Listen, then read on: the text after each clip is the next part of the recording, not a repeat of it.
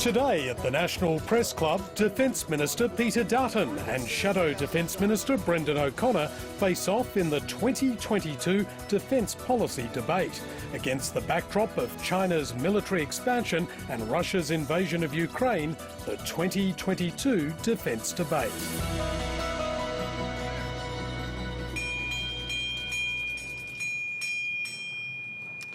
Good afternoon, ladies and gentlemen, and welcome to the National Press Club and today's Westpac address. My name is Andrew Tillett. I'm the club's Vice President and Political and Defence Correspondent for the Australian Financial Review. Today we are hosting the two men who hope to be the country's Defence Minister after the May 21 election, Peter Dutton and Brendan O'Connor. They face a time of great strategic uncertainty, with war in Ukraine and China's increasing assertiveness posing a challenge to the security and economic order that emerged after World War II. The rules of the debate have been agreed and are fully set out on the club's website, but here are the main points. Each speaker is allocated 6 minutes for opening remarks. After that, we'll have questions from the working media. The question should be posed as one question for both speakers or one question to one of the speakers. Separate questions to the two speakers will be disallowed and only the first question will be dealt with. This will be firmly enforced, my colleagues, as I remind my colleagues. There will be a maximum of 2 minutes to reply to questions, and if the question has only been put to one speaker, the other speaker would have the option to respond to the answer for a maximum of 1 minute. There will be time limits on answers, but I may allow an extension of time in the interest of a free-flowing exchange. And at some stage during the debate, Mr Dutton and Mr O'Connor will be allowed to ask one question of each other. Each speaker, in the reverse order of the opening statements, will be given 1 minute for closing remarks. A time clock and warning bell will be used to alert speakers when they are 20 seconds out from the conclusion of time for opening and closing comments, answers to questions and right of reply periods. The toss of the coin beforehand decided that Mr Dutton would speak first, so I'd like to ask him and welcome him to the lectern.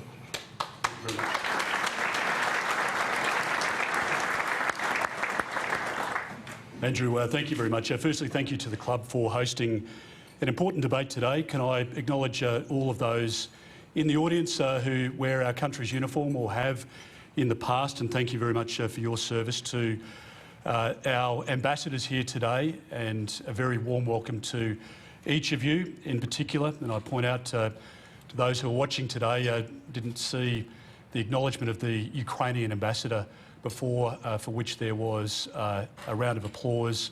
We don't often see at the press club, but to respect and to honour you, sir, and your people and what the Ukraine is going through at the moment.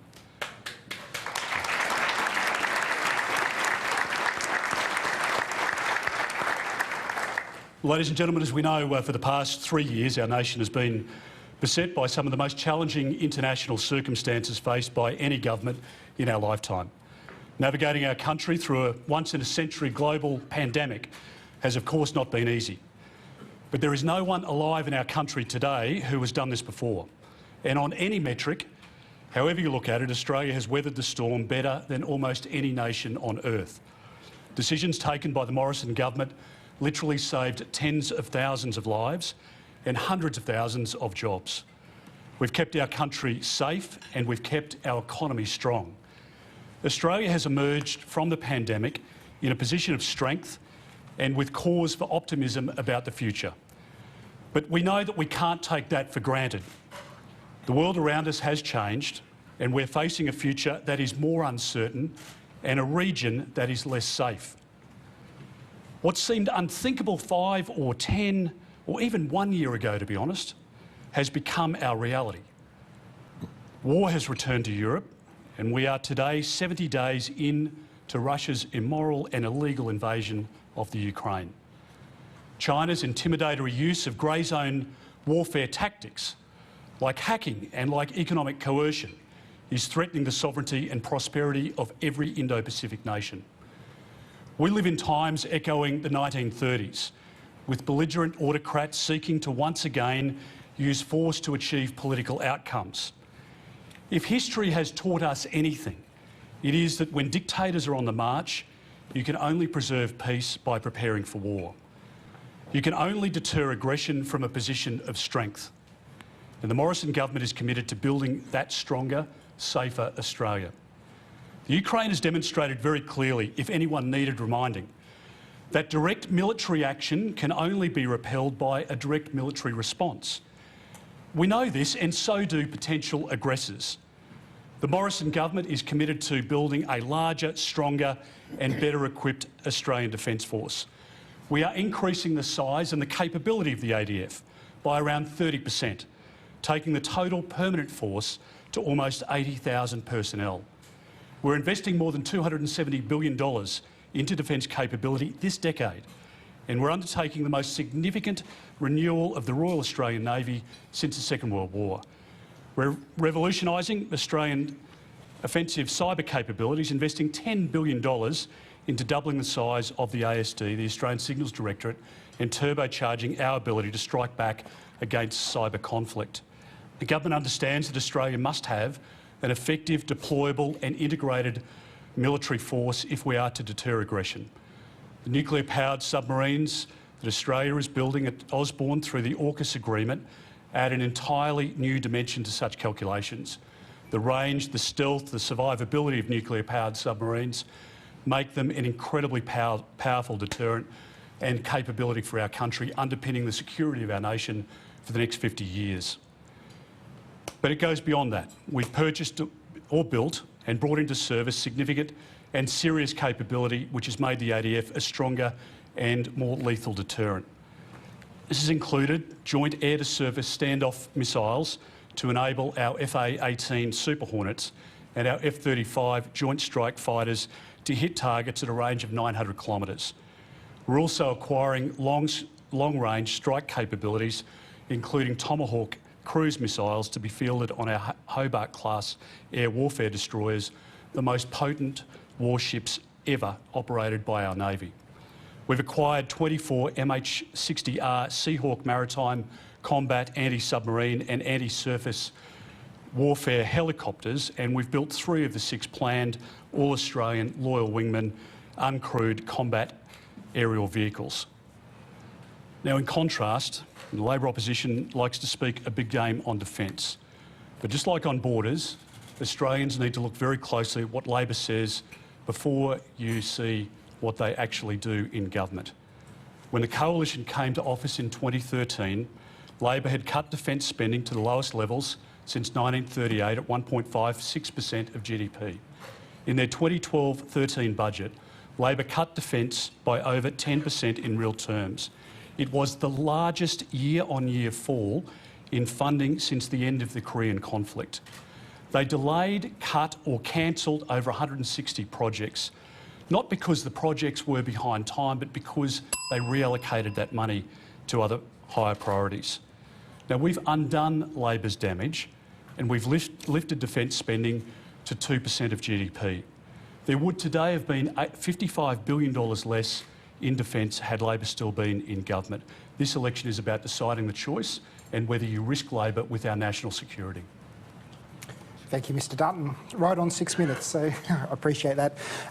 Mr O'Connor, I'd like you to invite you to make your opening remarks. Yeah, well, thank you, Andrew. I'd like to firstly acknowledge the traditional owners of the land upon which we meet and pay my respects to elders past and present. Can I thank the National Press Club for the invitation to debate today, acknowledge the parliamentary colleagues that are here, in particular Tim Watts, and can I also thank the Press Gallery. It's an important debate to be had, and of course you might understand I do disagree with what some of the things Peter has said. I acknowledge him too as my counterpart today. 80 years ago yesterday, the Royal Australian Navy and Air Force joined US forces to fight back on an aggressor that sought to take hold in Port Moresby and the Solomon Islands. The Battle of the Coral Sea was a tactical draw but a strategic victory. And in fact, what followed were 2 decisive wins in the battles of Midway and Guadalcanal.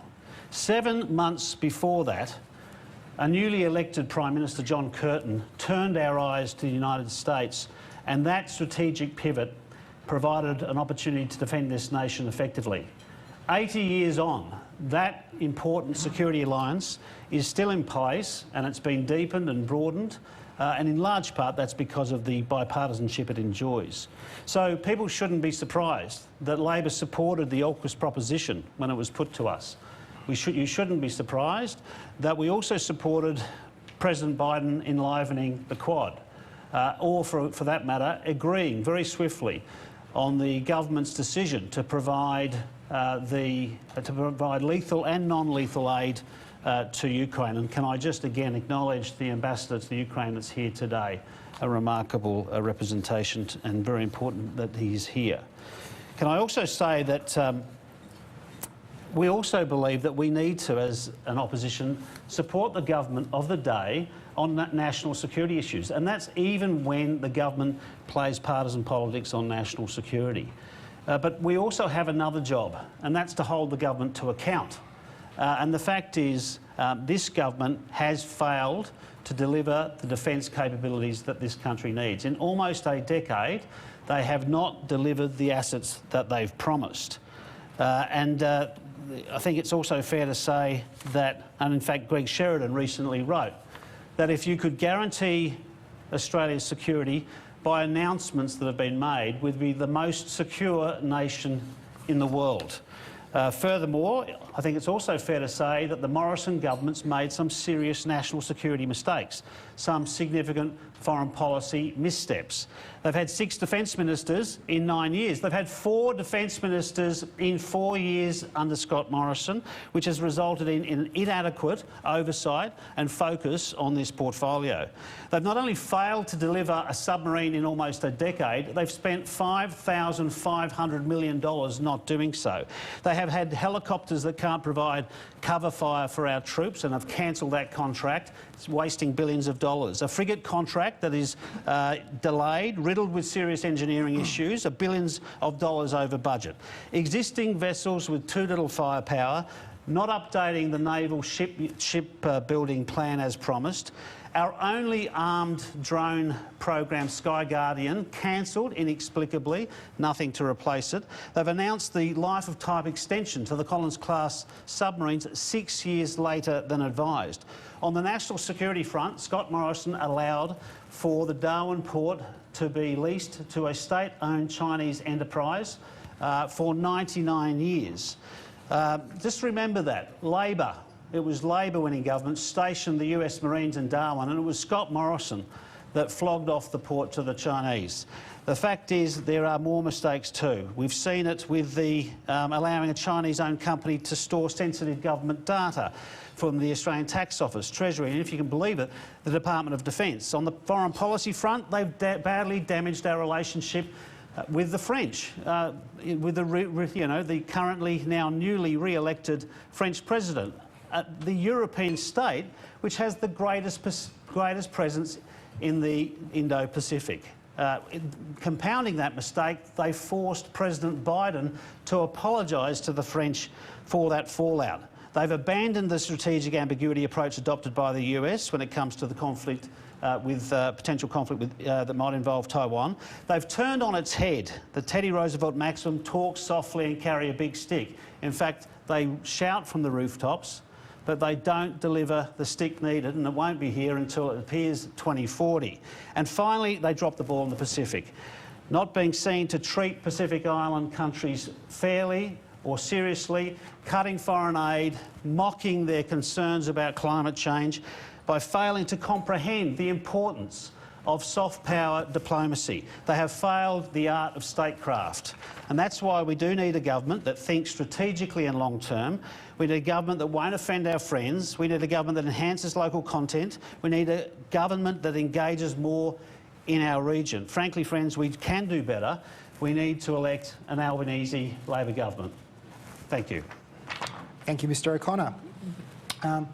We've seen the early parts of the election campaign dominated by the security agreement between the Solomon Islands and China. A straightforward question for you both. Is Australia less safe today because of this agreement? I'm happy to go first. I think Australia is alongside with the United States and the United Kingdom, with India, with Japan, with many other countries in our region, in lockstep in the effort to maintain peace in our region. But I don't think we should pretend to the Australian people that we don't live in an uncertain time. I acknowledge the incredible work of my colleague, Senator Zed Seselja, who's here today, and the way in which he is engaged in the Pacific. But it is a tough market. And as we're seeing right across the region, in fact, right across the world. China's influence into Africa, their influence into broader Asia, their influence into even Europe is quite phenomenal. And the Labor Party talking down our country at this time is not in our national best interests. So how are we a safer country? How are we a stronger country? Well, we're a safer country by investing in the Defence Forces. And that is exactly what this government has done. We arrested the money that was taken out of defence when Labor was in government, and we've reinstated money into defence, and we have acquired capability which will underpin our security and provide a greater capacity to contribute to the effort of the Allies over the next decades. And that is a very significant choice for people to make at this election, whether they risk those gains to go back to the uncertainty that Labor provides on national security. Brendan's very fond of bringing up John Curtin and talking about 80 years ago. And I agree with him. I mean, that was the last Labor Prime Minister who had any interest in matters of national security or defence. Thank you. Mr O'Connor, 2 minutes. Well, I don't agree with that, of course. I mean, Bob Hawke actually spent more money on defence per annum than the Howard government. Bob Hawke commissioned the Collins-class submarines, the only submarines we've ever had in this country. With respect to the Solomon Islands, we have failed there. We have failed to prevent a security pact between the Solomon Islands and China. And I'm not suggesting it was easy to stop, but more should have been done. The Foreign Minister should have been there. I mean, in fact, Peter, Scott Morrison should have got on the phone to the Prime Minister of the Solomon Islands and actually pleaded with him not to go down this path. We know that other Pacific Island countries are not happy with this arrangement. We needed to do more earlier. If you look at the National Security Intelligence, we were aware of the move in the Solomon Islands in this direction for years. We know they changed their affiliation from Taiwan to Beijing 3 years ago. So we had plenty of warning to be putting in an effort. But frankly, I agree with Peter that we have to invest more in defence. And things have changed now compared to 10 years ago. Of course we need to invest more, and that's why we support the investment that's being made. But you need also to deploy diplomacy. You need to invest in the region. They must be your friends, not just your neighbours. You have to treat them equally. And frankly, they don't feel we've done that because we've mocked them on things that concern them. We've derided them about their concerns about climate change. We've recently announced a policy that will invest more, helping them with aerial surveillance, helping them train their military, investing in broadcasting. Australia has to have a voice in the region. Now, Scott Morrison thinks it's funny that we would want to actually broadcast in the region. He doesn't get soft power diplomacy. He doesn't understand statecraft. He doesn't understand the region, and that's why we're in this predicament. Mr Dutton, would you like to rebut any of that? I certainly do. A couple of points. I mean, I want to dispel this myth that Labor's been peddling over the last few weeks that somehow the problem in the Indo-Pacific is of Australia's making. It is not. It is not. Now, if you look at Prime Minister Sogavare's own words, not just what he's had to say in the last 24 hours or so, but what he's had to say in the run-up to this agreement with China, he has not a word of criticism for our country. He's not saying that the relationship is broken. He's not saying that Australia is an unreliable partner. He's not saying that Scott Morrison hasn't engaged with him as a leader-to-leader in a leader-to-leader dialogue. He's not saying that we aren't providing support through capacity building. There's none of that coming out of the words of the Solomon Islands government. It is all coming out for political reasons from Labor. The reason that we're in the position at the moment is because under President Xi, China is on a very different path. They're amassing nuclear weapons. You're seeing in the South China Sea the militarisation of 20 points of reclaimed territory. And if the Labor Party can't see that, they only see a need to bag us through the course of a campaign, then I think it demonstrates they're unfit for government at the election. Just a minute. Are you politicising security and defence? We're stating the obvious, that the relationship with Pacific Island countries, in particular Solomon Islands, has deteriorated in recent times. You can imagine what Scott Morrison may have said as opposition leader if this had happened under Labor's watch. The fact is it's happened under Scott Morrison's watch and he has to take some responsibility. But as always, whether it was failing to get vaccinations or delivering rat tests, even in this area of national security, Scott Morrison refuses to accept responsibility for a failure to properly engage and prevent a compact between China. I mean, we're talking about an island that's 2,000 kilometre flight from our eastern coastline. It is of concern to us, and there'll be a lot of effort now having to mitigate the chances of a naval base being established by the Chinese in the years to come. Thank you. I'm going to hand over to my colleagues from the working media, and I just remind, please, one question only. Ben Packham. G'day, gentlemen. Thank you for appearing in this debate. Like many a marginal seat family, the Defence Department and the ADF are on a fixed income. So that means, obviously, that the $270 billion in new capabilities that are being promised under the Integrated Investment Program, that money erodes over time with inflation. And inflation, as we know, is running rampant, particularly in the United States, where we buy most of our major capabilities, missiles, etc., that we need to defend this country. So ASPI estimates say Defence lost an additional $700 million in 2021-22 on revised inflation numbers, and that's looking like being $1.4 billion in 2022-23.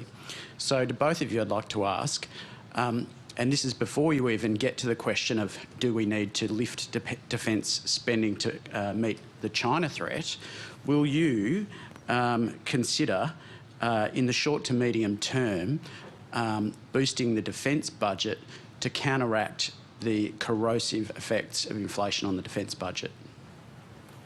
I'm happy. Well, look, I think, of course, we know that inflation is running very high under this government, despite its promise of providing economic dividends to the Australian people. We've seen inflation run away at a very high rate. And for that reason, when you're making expenditure decisions, you have to make assessments about what it means for costs. And I think to that extent, if elected, a Labor government will have to examine that, have to examine the impact of inflation on any area of public policy. But of course, in particular, given the circumstances we're in, we have to look at it in terms of national security and defence. I just want to take up the comment that was made by Peter in relation to our record on defence expenditure. Firstly, things were very different back then. But if you look at the expenditure of the Rudd-Gillard years, you compare them with the Howard years, the government's, on average, annually, was between 1.7 and 1.8 of GDP on average per annum. That's the reality. And Peter and others can keep talking about 1 year, but on average. Remember, these contracts go for 5, 10, 20, 30 years, and it's really about the ongoing expenditure, not picking out 1 year to suit your political argument. So I make the point that's the case. Secondly, Labor does support a minimum of 2%. We support the expenditure that Peter has outlined in terms of the defence acquisitions. We support the defence budget overall. But I take your point.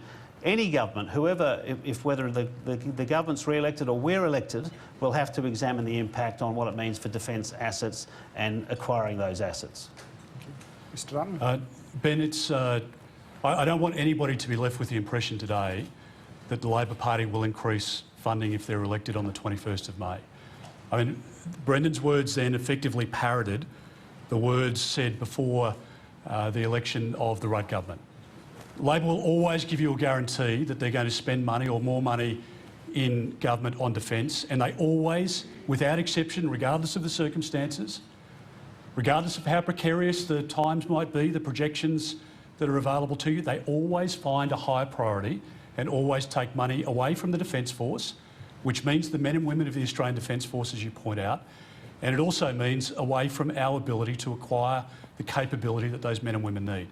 Now, over the forward estimates, defence spending increases on average by 5.7% year on year. We will spend in 22-23 about $48 billion in defence, and we will continue to grow that each year. And to the other point that you made in your question, do we need to spend more on defence? Yes, we do. Because on every prediction, the circumstances will deteriorate in our region and potentially in Europe. And I don't think anybody at the moment could predict the situation in the Indo-Pacific or indeed in Europe in 12 months' time, in 12 years' time. And so the capability that we need to acquire for today is incredibly important. and we're doing that, and we need to make sure that we're providing for the uncertainty of tomorrow. But you don't do that the way in which Labor did it. I would love today to be commissioning a submarine that Labor had ordered, or even, a single boat. Not one during their time in government, and I have to live with that, and the Australian public has to live with that reality. And would it be repeated if they came into government again? Of course it would, because the hollow promises that you're hearing now are exactly what you heard in the run-up to the 2007 election. Well, I'd like to rebut some of those points. Firstly, can I just say Labor did commission Armidale's Bay-class vessels. We also got back on track the destroyers that have really fallen off the rails under the Howard years. We also had to commission a review into the Collins-class submarines because only one was left in the water after the Howard years, and it was through that review that we got up to 5 of the 6 in the water at any one time. A massive renovation, increasing the optimal capability of those submarines was critical. So we did many things, but I think it's also important to note things have dramatically changed, and it's almost like Peter doesn't want to recognise that. I mean, a year after we lost office, Tony Abbott was inviting President Xi Jinping to address the Parliament. That's how much things have changed since then. And of course, you do reflect your investment in defence and national security based on advice we're provided. Now, the strategic update of 2020 provided to the government talks about the need to invest more. But one of the problems I have is the little investments that's been made on the short-term capability gaps that needs to be addressed. Okay, thank you. For our next question, I'd like to turn to Andrew Green. Gentleman, Andrew Green from the ABC. Picking up where Brendan left on capability and specifically submarines, by the current projections, we'll be getting the first nuclear-powered submarines for Australia in the late 2030s. Do either of you believe that can be significantly sped up? And what else can we do to meet the submarine capability gap? Specifically, why aren't we looking at an interim capability, a so-called son of Collins? Mr Dutton. Andrew, a couple of points. Firstly, the United States hadn't shared the intellectual property, the secret behind the reactor with any other country, and hadn't done so since 1958 when they shared it with the Brits. So the historic nature of AUKUS, and not just the submarine element, but what we're doing in space, what we're doing in AI, quantum, and in many other areas of endeavour is quite remarkable. And I think our country should be very proud of that. In relation to the submarines, I do believe, having been central to the negotiations, to the agreement and the subsequent discussions, that we can acquire capability much sooner than what some of the pundits are projecting at the moment. And we'll have more to say about that if we're elected later in the year. And I think it's quite remarkable that the United States and the United Kingdom have allowed us to conduct the negotiations in the way that they have. We've had people from the US and the UK visiting Osborne here in Canberra, meeting with our experts, and similarly we've had an exchange to London and to Washington. They want us to acquire that capability because they know that it is required in our part of the world. In terms of the capability that we have now, I don't want anybody to underestimate the ability of the Collins class. The Collins class in its modern form has a stealth-like capability which makes it the equal of the US and the UK boats. It works alongside them, and it does so in an incredibly efficient fashion, and that's recognised by both the Brits and the Americans.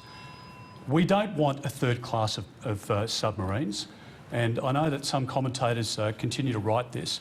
The clearest advice I had in relation to our discussions about whether we should go with the nuclear submarines came from the Chief of the Defence Force, the Chief of Navy and the Vice Chief of the Defence Force, not to go with a third platform.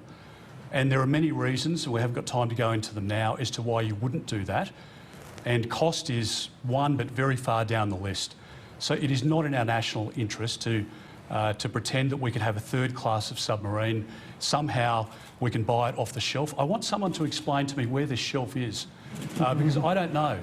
I don't know where the submarine shelf is. The used car yard down the road here, where there's an 86 model submarine that's for sale that nobody else has acquired, I'd be down there in a heartbeat. But it's not the reality. Okay. So let's stick to the facts. Thank you.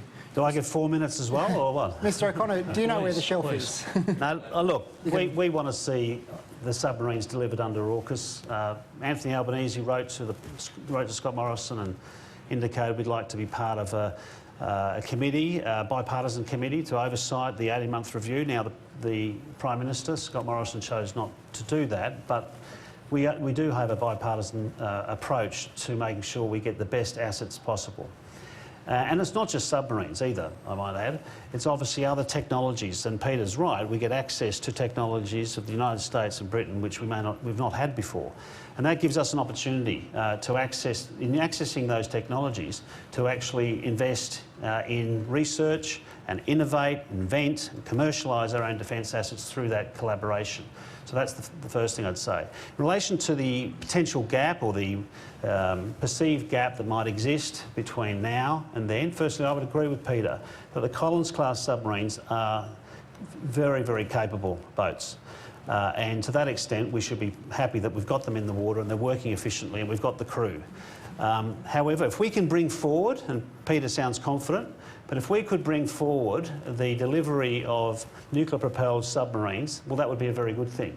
Now, in doing that, we need to do a lot of things. It's not just the boat itself. We have to invest in the skills to actually crew those submarines. And I know already the ADF are working with our counterparts in the UK and US Navy to be acquainted with those skills. But we will need to invest a lot more because it takes a lot of effort to find the people, the submariners who are willing to be on those boats, let alone be on the larger boats that stay under longer. But we do need to do it as quickly as we can. And if we can expedite that process, if we can work out a way to deliver those assets, then we should do that. Just in relation to any other capability gap, it may not be needed, and I agree with Peter, that another submarine, but we do need to see whether there's other capability gaps. It might be looking at the Hobart destroyer, whether we need to have more of those. There might be other things. So look, it's very difficult from opposition to make decisions on some of those most significant complex contracts. But if elected, the first thing we would be doing is getting a complete assessment from the National Security Committee of Cabinet, from the ADF, the Defence Department and others about what is needed to be done. Short-term capability gaps, medium, long-term gaps. That will be a priority of an Albanese Labor government. Thank you. Thank you, Mr O'Connor. Our next question is from Anthony Galloway. Thank you, gentlemen, for your addresses. Just to follow on from Andrew's question, if either of you receive advice as Defence Minister that you could get the first nuclear submarine in the water 5 years sooner if you build it in America or Britain, and I'm talking majority build, assembled in one of those countries, would you do that? Would you build one or two of the first nuclear submarines to get that capability sooner? Mr O'Connor? I'm happy to go first. No, so am I. Really. I think it's because it's been asked. We're asked all the time about this. A couple of things. I mean, there's, Anthony, constraints obviously within, and again, you know, coming back to my point before about just dealing with the reality here, there are constraints within the supply chains in both the US and the UK. That's the reality. Again, if you look at nuclear submarine or submarine, even diesel electric manufacturing construction around the world, I mean, everybody is at capacity because they're watching the way in which the Chinese are ramping up their own assets at the moment. So I think from our perspective, we've been clear about our commitment to Osborne, to domestic capability, and the Americans have also spoken very strongly about nuclear stewardship, which is important to them because they don't want an accident, and of course nobody, including ourselves, want any accident. We want to acquire the skills, we want to train the people up. As Brendan pointed out before, the government's got scholarships and we're enrolling people in nuclear programs, etc., to be able to crew a submarine. So it's difficult to see that prospect, but our commitment is to see them built here in South Australia, and then I hope that we can make an announcement as to which submarine we're going with in a condensed period shorter than the 18 months that we've spoken about, and we're on track to be able to do that. And then I think we'll look at ways in which we can condense that timeline. I mean, I effectively agree that ideally you build defence assets here. Obviously there'll be parts of such an asset that would not be built here, nuclear propelled components of that submarine. But you'd want to be building capacity over time. I also agree it's very unlikely there's going to be a submarine just to be provided to us, and even if there were, we don't have the crew that are currently trained to properly operate that asset. So my view on defence assets across the board is that ideally you manufacture them here, because that's a defence asset in itself, sovereign capability.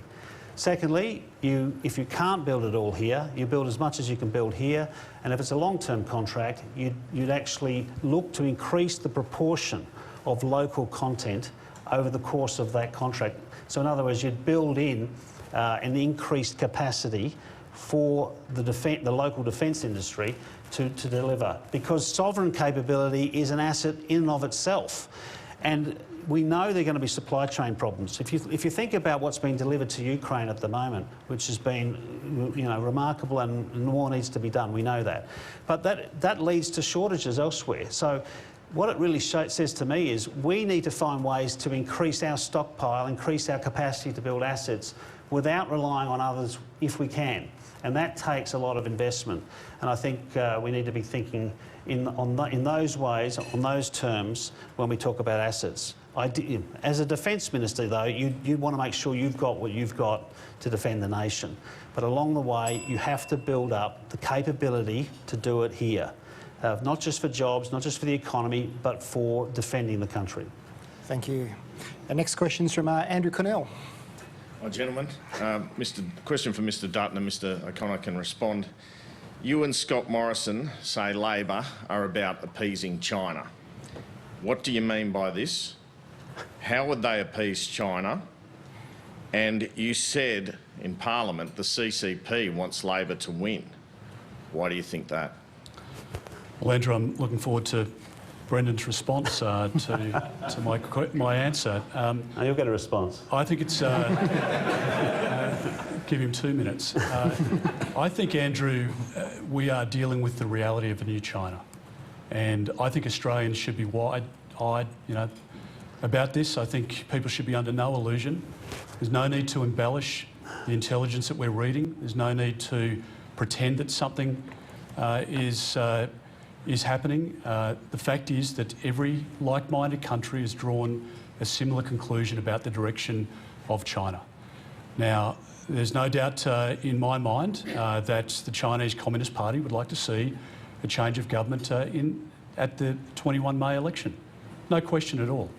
And I think there's evidence of that on the WeChat activity, which is a Communist Party dominated and influenced platform, the interference with the Prime Minister's own WeChat page there, the way in which editors of Chinese language newspapers in our country have been lent on, I think is further evidence, and other elements obviously that I can't go into publicly. So I stand by that statement, believe it very strongly. In relation to the appeasement element, I think if you look at all of the language of Penny Wong believes that she can go to Beijing on a charm offensive and that she could change the direction of China under President Xi. President Xi, of course, would be laughing under his breath as he was entertaining his dear friend here in Beijing, and that only if she was able to wind back some of the acts of aggression of the Morrison government, from signing AUKUS to acquiring missile capability, that the conversation could continue, and they'd continue to buy time. And I've been open and frank in my commentary because I want to see our country stay safe. I want to see our region continue the prosperity.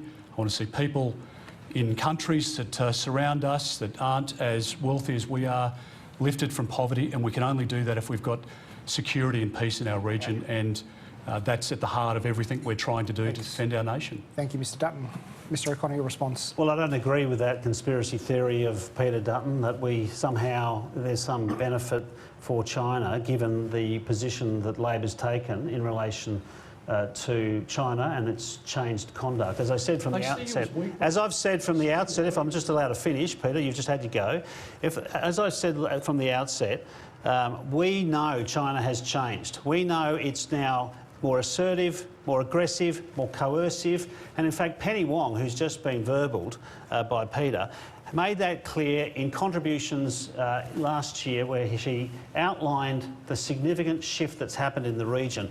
And as Dennis Richardson said, an eminent, probably the most eminent, former head of security agencies, many agencies, as we all know, said it is not in this country's interest for a political party to attack the other major political party on the basis of appeasing China, particularly when it's untrue.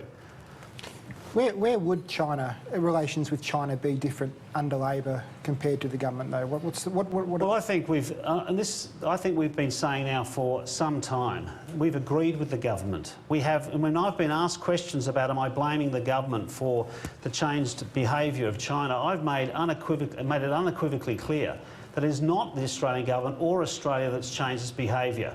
It is China. It has become aggressive, assertive and coercive, and it's using and applying methods of operation that we would not operate under those same forms of behaviour.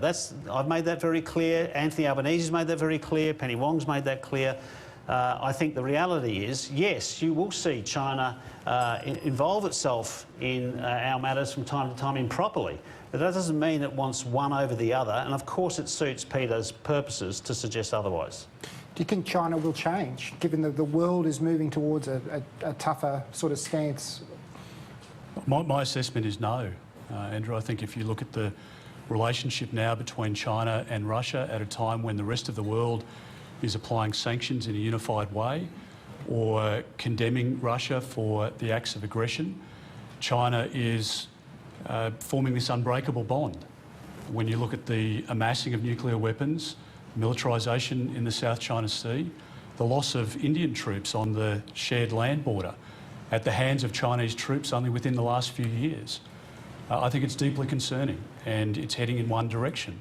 And that's why we do need to be strong, not weak, as Labor was when they were last in government, and we need to make sure that we stand with our allies, and that's been the basis of the AUKUS agreement, so that we can project that strength. I want nothing more than a normalised relationship with China.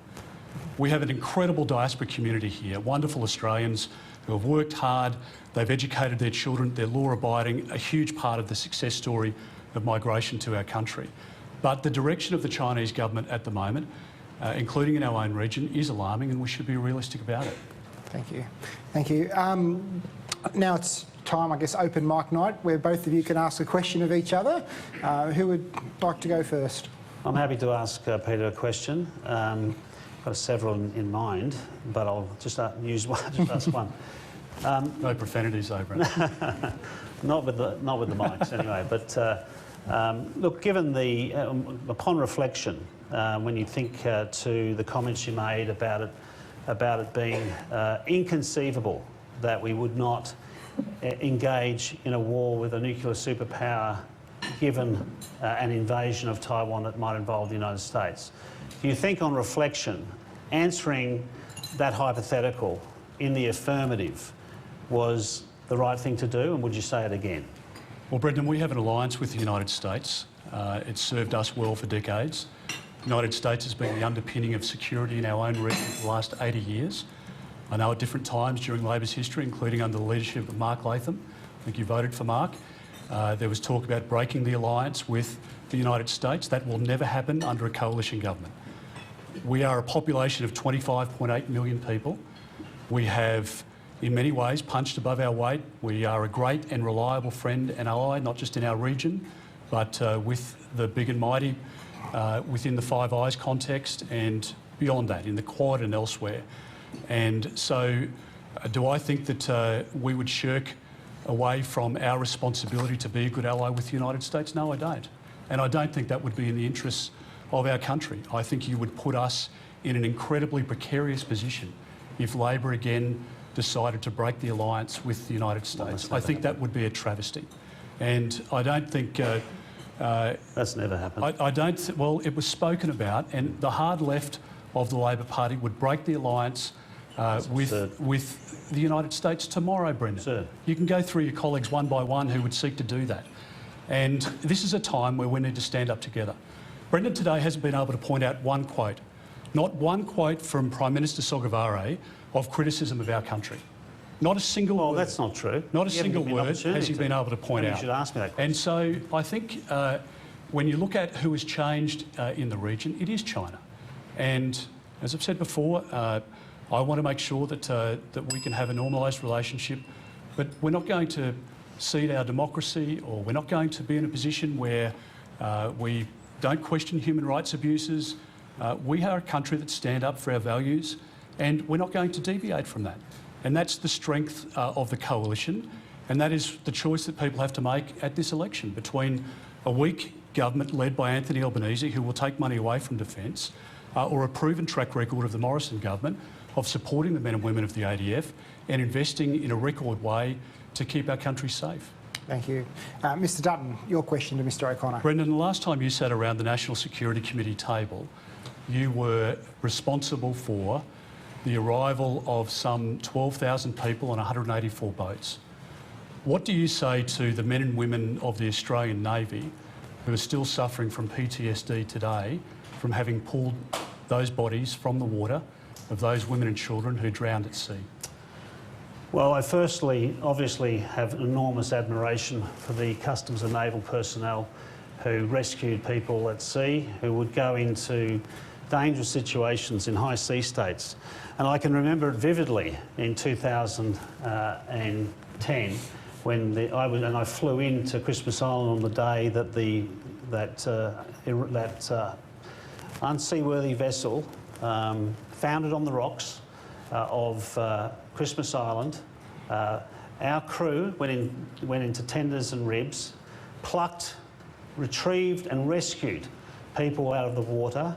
I was involved with the administrator having to set up a temporary morgue of people. People had arrived or tried to arrive. It was a devastating time for those people, for the naval and customs personnel who I later on met privately because of their brave actions. They didn't have to go in that day. And I assure you, I was aware of it before then, but after then, I was very much instrumental in moving and changing the policy of the ALP to take on a more deterrent position in relation to people that leave countries of transition, as it was the case with that vessel. Because I do believe you need to have deterrence. And frankly, we did try to put some things in place, and we'll never know if they were to work. But I'll tell you this, I didn't join up with the Greens like Scott Morrison, Tony Abbott and Peter Dutton to stop us trying to put in place a Malaysian arrangement. They voted with the Greens not because they thought the Malaysian arrangement wouldn't work. They voted with the Greens because they were scared it would. So they acted in a partisan way back then on this issue. Now, frankly, we did put in offshore processing, but we do believe processing should happen, but we put it in place. This government, and I'll give it credit obviously, put in other elements that have provided a deterrence, and Labor supports Operation Sovereign Borders on that basis. But we were looking to try. We were looking to try other options as well. And frankly, Peter Dutton and others lined up with the Greens and stopped that in the Parliament. Okay, That's the truth of it. That's what happened because they played base domestic politics instead of putting the national interest first. And that's what we were left with. Now, I will pay tribute to the ability to stop those vessels. But can I just say in relation to offshore processing, we need to also process people. It's a verb. You know, pursuant to our obligations under the Convention. You don't leave people indefinitely in a hellish hole, which has happened here. Thank you. Thank you. We've got to move on. We're pushing up against time. Our next question is from Kim Bergman. This question mainly for Minister Dutton, but I'll be interested in your views, and it's about diminishing transparency surrounding defence decision-making. Why is it that the people of Australia have to learn about things like the cancelled armed UCAV contract and the cancelled Australian build of the large Pacific support vessel through bureaucrats being grilled during Senate estimates rather than from the minister responsible? Well, Kim, I've been very clear to the Defence Force, to the Secretary of my department, to the Chief of the Defence Force, and the service chiefs, I've been very clear to the Australian people that where we have programs that are not performing, those programs will be terminated.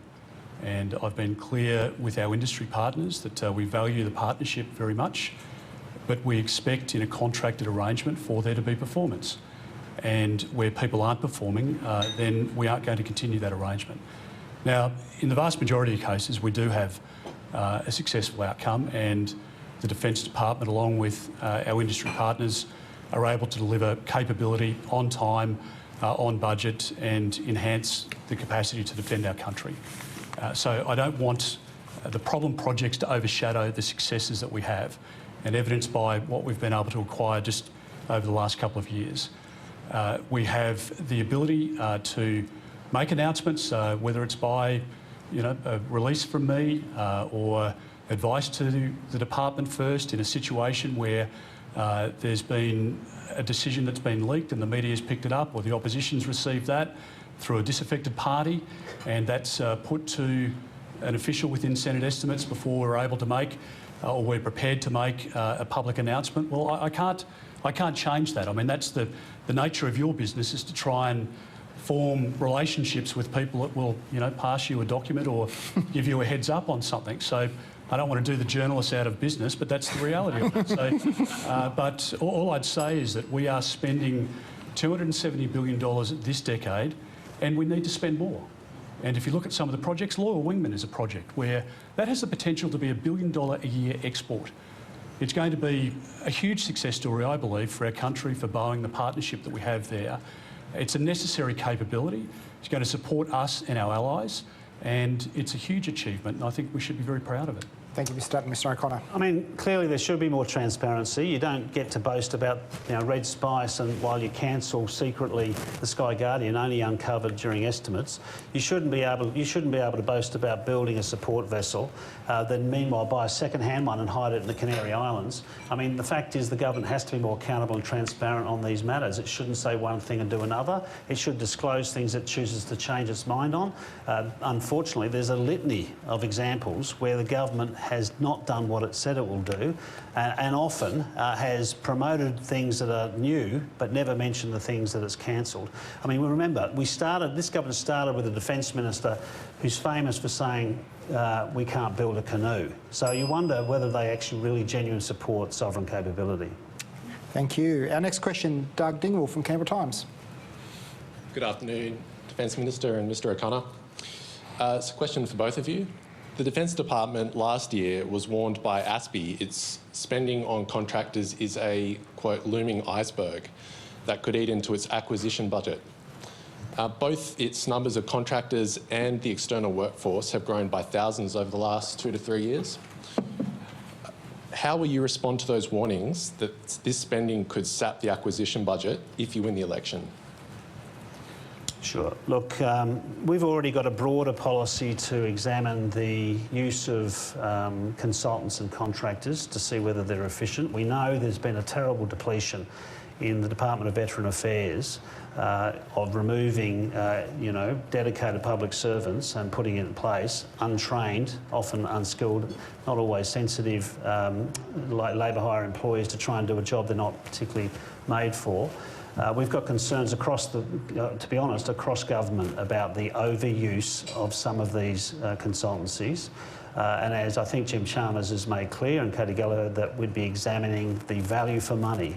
We've already made a commitment insofar as the Department of Veterans Affairs is concerned, is to rededicate, I think it's $250 million to renovate that department, because it's in a terrible way. It's got 60,000 veterans waiting for their matters, their applications to be properly sorted. We need to do better, and that's a very good example of what's happened under this government's watch, I believe. Thank you.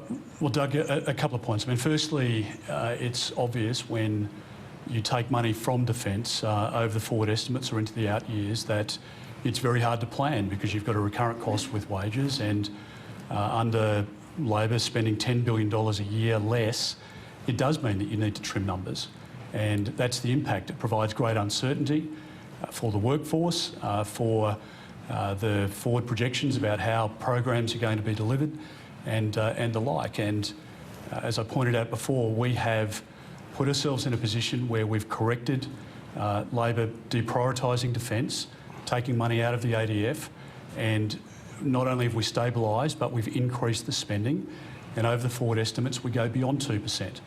And we grow to next year $48 billion a year, and by $3 billion or so each year from there. And as I said before, my judgment is that we will need to commit more to defence into the future as well. I suspect your argument as a journalist from the Canberra Times is not that there should be less jobs in Canberra. And Zed Sezel just pointed this out, I think, incredibly powerfully about the union between the Labor Party and the Greens. If Anthony Albanese is to win government on the 21st of May, it will only be in concert with minor parties, including the Greens, as happened when Labor was last in power. And the Greens have a definite policy to cut billions of dollars from defence, which would mean tens of thousands of jobs from defence and from defence industry being lost, including in places like Canberra. And Zed and his colleagues here are standing firmly against that. And thank goodness for it. And we should point out that difference. And I think it's the uncertainty that Labor brings if they're elected on the 21st of May, not just to the department and to people wearing a uniform, but also to the 100,000 people that now work within defence industry across the country. Thank you, Mr Dutton. Now, next question, Daniel Hurst. Daniel Hurst from Guardian Australia. Minister, to a substantial matter within your portfolio, the implementation of the Brereton inquiry reforms. The Chief of the Defence Force, General Campbell, has said transparency would be key to this process, and your predecessor, Linda Reynolds, said she would regularly update Parliament on how Defence was going with this, and yet you haven't once mentioned it in Parliament. You approved the Afghanistan Inquiry Reform Plan on 26th of May last year, but it wasn't released for more than 2 months, and it was just quietly posted on the Defence website on a Friday. And FOI documents have shown that CDF warned you that retaining the meritorious unit citation, quote, poses unacceptable risks to the moral authority of the force and threatens the international and domestic reputation of the ADF and its capacity to operate effectively. The action could be perceived by international counterparts as dismissive and a failure to accept accountability, close quote. Minister, why have you hung the CDF out to dry, and why have you failed to keep the public informed of these important reforms via Parliament? Daniel from The Guardian, one of my favourite publications, I might say. I'm glad you read it. I'm being sarcastic, of course. To the substance. I'll answer to the substance. It's an Come on, important matter. he'll get to it. You've asked your question, and I'll answer it. I have found, and I've known Angus for many years. I've found him to be an incredibly effective leader, a person with great capability, an affable person, somebody who provides inspiration to many that he's led over a long period of time. So don't dare say that I have undermined him as the Chief of the Defence Force. I never have, and I never would.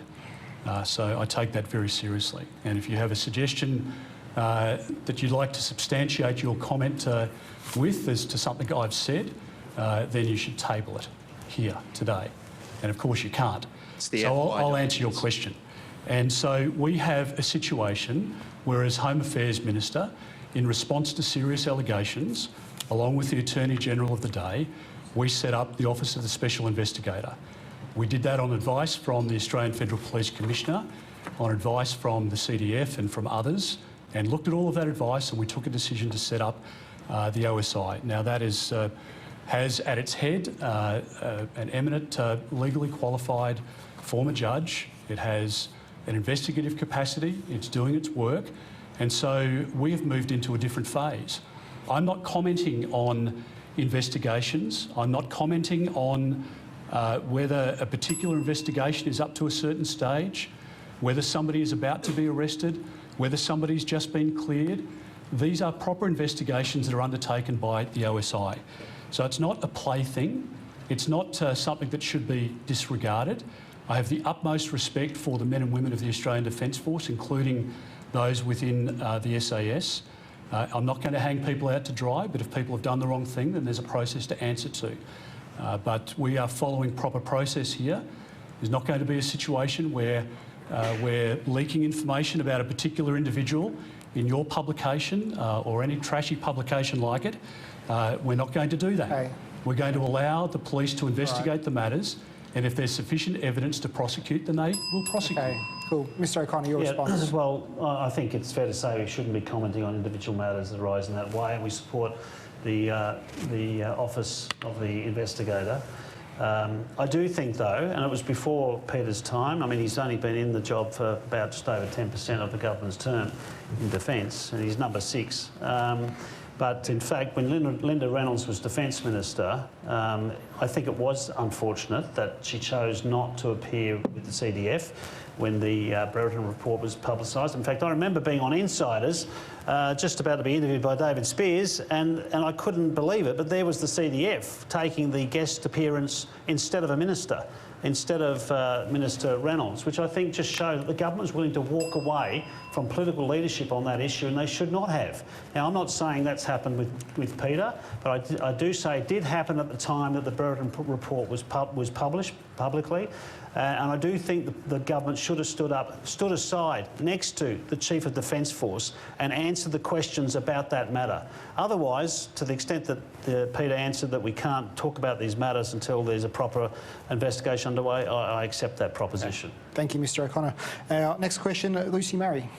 Lucy Murray from SBS News. My question is to Minister Dutton. You said just before that the Solomon Islands Prime Minister has not said a word of criticism for Mr Morrison. But yesterday, Manasseh Sogavare said his government is being treated like kindergarten students with guns in need of supervision.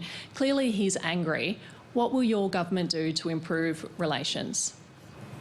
Well, a couple of points. I mean, firstly, I don't believe those criticisms were directed toward Australia because the relationship we have with the Solomon Islands is an incredibly important one, and it'll continue to be so. The Prime Minister has literally, I know there's sort of this, trendy sort of pile-on of Scott Morrison in different parts of the media and around the country at the moment, but Scott has gone out of his way to form those personal relationships at different fora through bilateral discussions, and he genuinely believes in the family of the Pacific. And I've heard him relay conversations that he's had with different Pacific Island leaders in National Security Committee discussions. So I can understand the pressure that Prime Minister Sogavare is under at the moment. But in Australia, as he said, he finds a good friend. He finds somebody that is reliable. He's not suggesting that we can't provide support to the Solomon Islands. We've got ADF and Australian Federal Police on the ground in the Solis now, and that will continue to be the case. We haven't withdrawn effort. We haven't been asked to withdraw. We were requested to go there, and the NSC took a decision that we would do exactly that because we wanted to help a friend. But China operates by very different rules, and if you want to pretend that this is a problem of Australia, well, pretend it's a problem of Japan in the East China Sea, and pretend that it's a problem of India on the land border where the Indian troops have been killed, and pretend that it's a problem of the Philippines that are, at odds with the Chinese government at the moment, and pretend that it's a problem of Vietnam where their waters are being fished out. I mean, this is an issue worldwide.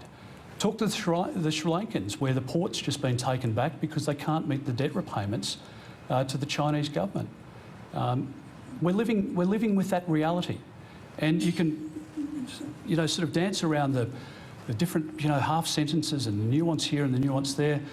Our country faces a very uncertain time, and now is not a time to risk a change of government to a weak government at the next election. Mr O'Connor, a response, please. Well, I think it's fair to say that Scott Morrison should have put in more effort. He should have made a phone call to the Prime Minister of the Solomon Islands. He should explain to the Australian people what red line means. I think that's why you might be getting a response, or we are getting a response from the Solomon Islands after the rhetorical red line reference, which was never explained. I've sought a briefing from the government as to whether something has changed so significantly as to allow the Prime Minister to invoke that phrase, but I don't suppose there is. I think it's just a rhetorical flourish, but it's really that lack of engagement, the fact that the Foreign Minister wasn't in a position to visit. It's been a long time since a senior ministerial visit to the Solomon Islands, and I think we've dropped the ball, frankly. Thank you, Mr O'Connor. We're unfortunately out of time for a further question, so it's now 1 minute closing remarks. Mr O'Connor, can you please go first? Well, thanks very much. Well, this is a very important debate, and it's a very important time for the Australian people to make a decision about who is best equipped to defend this nation. Who is likely to engage not just hard power investment in defence, and to that extent we agree with the government, but who's going to deploy diplomacy, who's going to invest and within the region and internationally, who's going to make sure that we are engaging fully, sincerely with our neighbours. They're not just our neighbours, as I said before, they're our friends. Which government really seriously believes in sovereign capability, investing in enhancing local defence industry to manufacture defence assets here? I would say an answer to that question is a Labor government is more likely to be engaged in diplomacy as well as investing in defence. It's a Labor government that's more likely to be investing in defence local industry, making sure we have enforceable provisions to allow for local content in those very large contracts. I think the government's dropped the ball. They've been derelict, regardless of the rhetoric of Peter. They have let the Australian people down, and it's time for an Albanese Labor government. Thanks very much. 1 minute. Well, Andrew, on the 21st of May, when Australians walk into that polling booth, they will be faced with a choice. Our country is grappling with security challenges of scale and complexity that we have not experienced since the Second World War. Australians have a choice about who will lead our country through a dangerous and uncertain time. It's a choice between an experienced Morrison government that has invested in our security, has made tough decisions, and has a track record of keeping us safe and our country safe. Or the alternative, a Labor Party with a weak leader and a track record of failing to properly fund our defence force. It's a choice between a Morrison government that has a plan for a stronger Australia and a Labor opposition that has no plan to keep us safe. Under the coalition, defence spending has increased by over 60%. Navy spending is up by 76%, Army up by 49%, and Air Force by 132%. Under Labor, defence spending was cut, and it was cut, and it was cut further. They delayed or cancelled or cut 160 projects. The truth is that Labor can't manage the economy and they can't manage national security. Right. They did it in the Defence Force, just like they did it in our national security and law enforcement agencies. Okay. Our country at this time cannot afford Labor at the next election. Okay, thank you. Thank you both for appearing today. As they say, the first job of a politician is to get themselves re-elected, so we appreciate you've taken time out from your local campaigning to participate in this important debate. And if we can ask you to shake hands, and thank you very much. Thanks, Peter.